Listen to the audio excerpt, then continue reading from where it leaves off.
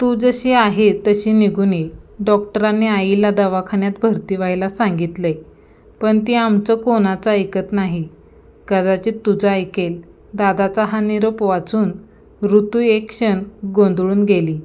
आई आणि असहकार हे समीकरण तिला पटत नव्हते. खरं तर आईला एक पूर्णपणे सहकार्य करणारा रुग्ण असे प्रशस्तीपत्रक पण दिले होते आणि हीच आई आज दवाखान्यात भरती व्हायला नाही म्हणत होती. ऋतूला काही सुचेनासे झाले होते. तशी आईच्या तब्येतीची आणि तिच्या नवीनच उद्भवलेल्या आजाराची थोडीफार कल्पना सगळ्यांना होती. गेले 30 वर्षापासून मित्र असलेला BP आता हळूहळू आपले हातपाय पसरू लागला होता. त्याने एकदम थेट आईच्या हृदयातच हात घातला आणि त्याचा आकारच मोठा केला. आई गमतीत म्हणायची, पण हम तो अब बडे दिल वाले हो गए. आईच्या विशाल मनाचा मोह त्यालाही पडला होता. आईच्या क्षमाशील वृत्तीचा फायदा घेत BPने आपला परिणाम आता मेंदूवर पण दाखवायला सुरुवात केला होता. आईच्या मेंदूत लहान गाठ झाली होती आणि त्वरित शस्त्रक्रिया करून ती गाठ काढावी लागणार होती. नाहीतर त्याचे दुष्परिणाम आईला खूप सहन करावे लागले असते. हे सगळे माहीत असूनही आईने दवाखान्यात भरती व्हायला नकार दिला होता. आईच्या ह्याच वागण्याचं कोडं सगळ्यांना, अगदी ऋतूलासुद्धा पडलं होतं. आत्तापर्यंत तिने तब्येतीवर झालेले हल्ले यशस्वीरित्या परतवून लावले होते. कधी मनाला उभारी देऊन, तर कधी खूप औषध घेऊन, तर कधी वेगवेगळ्या प्रकारचे व्यायाम करून ती जिद्दीने उभी राहिली होती. आई आणि कचखाने हे कोणाला माहीतच नव्हते. जणू मला माझ्या सगळ्या जबाबदाऱ्या पूर्ण करायच्या आहेत, त्यामुळे मी माझी तब्येत नीट ठेवणारच, हाच तिचा नेहमी घोषा असायचा. आणि हीच आई आता सगळ्याकडे पाठ फिरवत होती. आईच्या ह्या वागण्याचा अर्थ न कळल्याने ऋतू खूप उदास झाली होती. तिचे कशातच लक्ष लागत नव्हते. आईला भेटायला जायचे तर समोर कामाचा हा ढीग पडला होता. तिला काहीच कळत नव्हते. पण शेवटी तिने निर्णय घेतला की उद्या सकाळीच वसईला जायचे आणि आईची प्रत्यक्ष बोलायचे. तिला समजावायचे. नाही ऐकलं तर जबरदस्तीने तिला ॲडमिट करायचे. ह्या निश्चयाने ती झोपली. आईच्या हाडाचा सापळा बघून ऋताला एकदम रडूच कोसळले. BP तरी मित्रासारखा वागला होता, पण हा ब्रेन ट्यूमर एका गिधाडाप्रमाणे तिच्यावर वार करत होता. त्याला आटोक्यात नाही आणले तर तो आईला कशा प्रकारे त्रास देईल हे खुद्द डॉक्टर पण सांगू शकत नव्हते. आई, अगं काय हा वेडेपणा, तू कोणाचंच ऐकत का नाहीस? ऋतू, ह्या विषयावर खूप चर्चा झाली आहे. मला परत तू बोलायला लावू नकोस. माझा निश्चय अटळ आहे. तरीसुद्धा मला खरं कारण जाणून घ्यायचं आहे.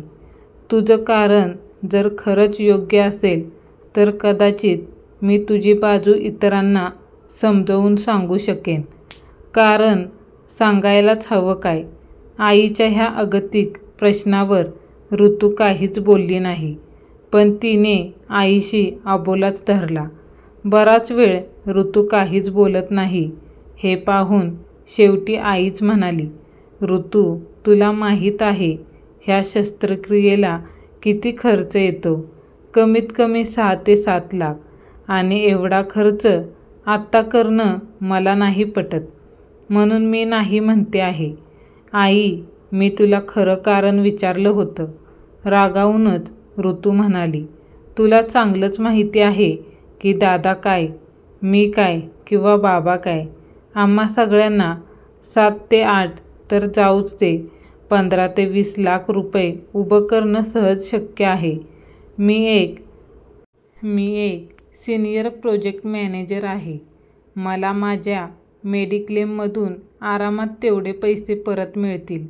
दादाचा तर स्वतःचा व्यवसाय आहे आणि सगळ्यांच्या आशीर्वादाने तो खूपच चांगला चालला आहे. काही करोड्समध्ये निव्वळ नफा कमवणाऱ्याला इतके पैसे काहीच नाही. आई परत सांगते, मला खरं कारण सांग. तू एवढी जिद्द करते आहेस तर मग ऐक. बऱ्याच वेळाने धीर एकवटून आई म्हणाली, आत्ता ह्या वर्षी मी झाले 72 वर्षाची. देवाने मला एक क्षण, एक छान आयुष्य दिलं. तापट असला तरी समजून घेणारा, मनापासून प्रेम करणारा नवरा, आपापल्या क्षेत्रातील यशस्वी अशी तुम्ही दोघं आणि छानशी 4 नातवंड. आयुष्याकडून अजून काय पाहिजे? सगळ्या जबाबदाऱ्या पार पडल्या, आता शांतपणे जाऊ दे त्याच्याकडे. असं कसं बोलू शकतेस तू आई? आई, तुझी खंबीर साथ अजून पाहिजे का आम्हाला? आम्हा सगळ्यांना माझी खात्री आहे हे ऑपरेशन झाल्यावर परत सगळे ठीक होईल. तू असं विचार नको करू. अगतिकपणे ऋतू म्हणाली, बेटा, मला अगदी मान्य की मी नवऱ्याला तर साथ दिलीच, पण तुम्ही दोघेही जेव्हा आपापल्या संसारात आणि व्यावसायिक क्षेत्रात स्वतःला सिद्ध करत होता त्यावेळी पण तुम्हाला वेळोवेळी साथ दिली. सुनेला पण तिचे शिक्षण पूर्ण करायला पूर्ण सहकार्य केले. पण त्यावेळीची गोष्ट वेगळी होती आणि आत्ताची पूर्ण वेगळी आहे. तुम्हा दोघांचे आपापल्या संसारात, व्यावसायिक क्षेत्रात खंबीरपणे पाय रोवून उभे राहणे हे मी एक प्रकारे माझी जबाबदारी मानली आणि त्यात मी बऱ्यापैकी यशस्वी पण झाले. आता हीच भूमिका तुम्हाला तुमच्या मुलांना मोठं करताना वठवायची आहे आणि तुम्ही दोघेही त्यात यशस्वी व्हालच. पण हे शिवधनुष्य पेलताना कधी मवाळ तर कधी ताठर तर कधीतरी एकदम आक्रमक भूमिका घ्यावी लागेल. कधीकधी तणावाचे प्रसंग पण येतील. हे सगळे मला अलिप्त राहून पण बघता नाही येणार आणि सहन पण होणार नाही. त्यापेक्षा आत्ता एक सुखी समाधानी चित्र साठवून तृप्त मनाने निरोप घेऊ देत. बराच वेळ झाला पण ऋतू काहीच बोलत नाही. हे पाहून आईच पुढे म्हणाली, मला माहीत आहे याचा स्वीकार करणं खूप कठीण आहे. अगं, मी तुमच्या मनात कायम असेन. तुमच्या संस्कारातून, तुमच्या वागणुकीतून कायम माझेच प्रतिबिंब दिसेल. शेवटी आज नाही तर उद्या जायचेच आहे. तर आज हे सुखी समाधानी चित्र का नको घेऊन जाऊ? आईच्या ह्या बोलण्यावर ऋतूला कशी प्रतिक्रिया द्यावी हेच कळेनासे झाले. आई जे म्हणत होती ते बुद्धीला थोडे तरी पटत होते, पण मनाला सहनच होत नव्हते.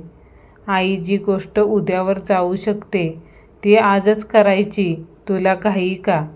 इतका वेळ मायलेकींचे बोलणे शांतपणे ऐकणारा दादा म्हणाला, आई, तू नेहमीच म्हणत आली आहेस की जेव्हा मन एक म्हणते आणि तुमची बुद्धी काहीतरी दुसरं म्हणते त्यावेळी नेहमी आपल्या मनाचं ऐकावं. आई, मला सांग, तुझं मन नाही सांगत का? मुलांशी जशी प्रगती पाहिली तशी नातवंडांची पण पाहावी. तुझं मन नातवंडात नाही अडकत का? मग का नाही तू आपल्या मनाचं ऐकत? नाही रे राजा, कुठल्याही यशाकडे नेणारा मार्ग सोपा नक्कीच नसतो. अनेक अडथळे असतात त्यात. तुम्हा दोघांचं अडखळणं, पडणं मी पाहू शकले. तुम्हा दोघांना परत उभं राहायला मी मदत पण करू शकले. पण नातवंडांचं तसं नाही रे. अरे, साकेतची टीव्ही कमी करण्यासाठी तू ओरडतोस त्यावेळी माझा जीव तुटतो रे. नातवंडांचं पडणं झडणं आता नाही पाहू शकत. त्याच्या चांगल्यासाठी तू जेव्हा खंबीरपणे निर्णय घेशील तर कदाचित मीच पहिला अडथळा असेन रे. पण आम्हाला तसं वाटत नसेल तर आणि तुझा अडथळा पण आम्ही व्यवस्थित पार पाडला तर तुझी काही हरकत नाही ना? दादाच्या ह्या प्रश्नांवर आई काही क्षण बोलेनाशी झाली. ठीक आहे, तुम्ही आपल्या राजगुरू डॉक्टरांना भेटा. ते जर हो म्हणाले तर मी ऑपरेशन करायला तयार आहे. डॉक्टर राजगुरू हे फॅमिली डॉक्टर ऋतूचा जन्म पण त्याच देखरेखीखाली झालेला होता. ते पूर्ण कुटुंबाला ओळखत होते. आईची त्यांच्यावर नितांत श्रद्धा होती. तिला जर का दुसऱ्या डॉक्टरकडे जावे लागले तरी ती तिची सगळ्या उपचाराची त्यांच्याकडून खात्री करून घ्यायची. ऋतू आणि दादा तर नेहमी त्यांचेच उपचार घ्यायचे आणि आता तर त्या दोघांची मुले पण त्यांचेच सल्ले मानायचे. दोन्हीही कुटुंबामध्ये एक वेगळाच जिव्हाळा होता. म्हणूनच आईला त्यांची खूप खात्री होती की ते योग्य सल्ला देतील. आई जे म्हणते आहे ते स्वीकारायला जरी कठीण असले तरी योग्य आहे. राजगुरू डॉक्टरांचे हे म्हणणे ऐकून बाबा, दादा, ऋतू सगळ्यांना धक्काच बसला. डॉक्टर, तुम्ही असं कसं म्हणता? बाबांना आपला आवेग आवरता आला नाही. आम्ही तुमच्याकडे एक आशा घेऊन आलो होतो की तुम्ही आईला ऑपरेशनसाठी तयार कराल. आईचा स्वतःवर नाही एवढा तुमच्यावर विश्वास आहे आणि तुम्ही असं म्हणता. ऋतू म्हणाली, तुम्ही पूर्ण विचारांती आम्हाला योग्य सल्ला द्याल ह्याची खात्री आहे. पण हे सगळे मनाला खरंच पटत नाही. ह्याच्यावर उपचार असून सुद्धा नाही करायचे हे कसं शक्य आहे? बाबांना शांत करत दादा म्हणाला, परमेश्वराची अजब निर्मिती म्हणजे आपला मानवी मेंदू. डॉक्टरांना आव्हान देणारा शरीरातला अवयव म्हणजे मानवी मेंदू. या मेंदूला तो करत असलेल्या कामाला समजणं म्हणजे एकदम अवघड काम आहे. आत्तापर्यंत फक्त 20% मेंदू आणि त्याचे कार्य शास्त्रज्ञांना समजले आहे. अजून 80% मेंदू समजलाच नाही.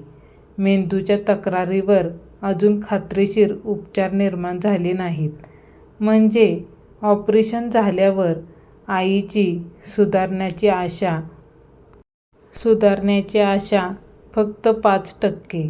ऋतूचे वाक्य मध्येच तोडत डॉक्टर म्हणाले, शिवाय आईवर त्याचे अजून काय परिणाम होतील सांगणे खूप कठीण आहे. कदाचित ती हिंडू फिरू पण शकणार नाही.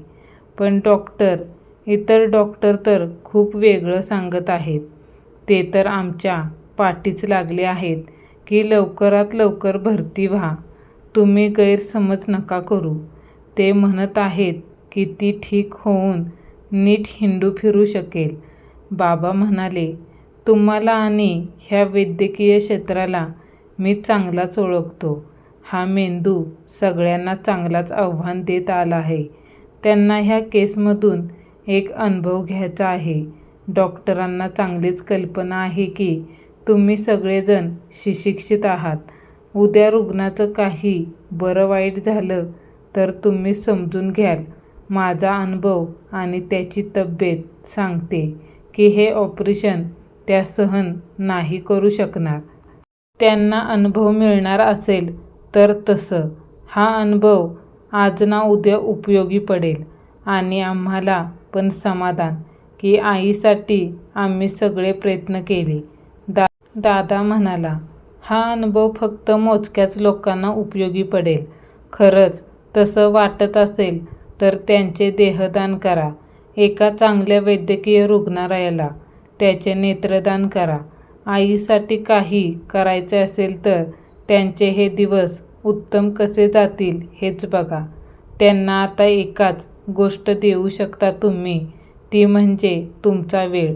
डॉक्टर राजगुरू आपले म्हणणे संपवत म्हणाले, त्यांच्या धीराचा सन्मान करा आणि साथ द्या. ह्या नीट होण्याच्या झंझाळात अडकू नका. सगळ्यांच्या मताला ना जुमानता दादाने तिला भरती केलंच.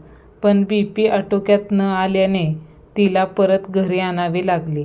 स्वीकारायला कठीण असला तरी आईचा निर्णय हा नेहमीप्रमाणेच योग्य ठरला. हळूहळू तिची तब्येत ढासळत होती. तिचे हे हाल तिच्या मित्राला पण बघवले नाही आणि त्यानेच तिची ह्या सगळ्यातून सुटका केली. BP अचानक खूप वाढल्याने ब्रेन इंजुरी होऊन तिची प्राणज्योत मालवली. गरज असेल तेव्हा पूर्ण शक्तीनिशी लढायचं असतं, धावायचं असतं आणि योग्य वेळी थांबायचं असतं. जाता जाता ही शिकवण आई आम्हाला सगळ्यांना देऊन गेली होती. कथा आवडली तर लाईक, शेअर, सबस्क्राईब करा. धन्यवाद.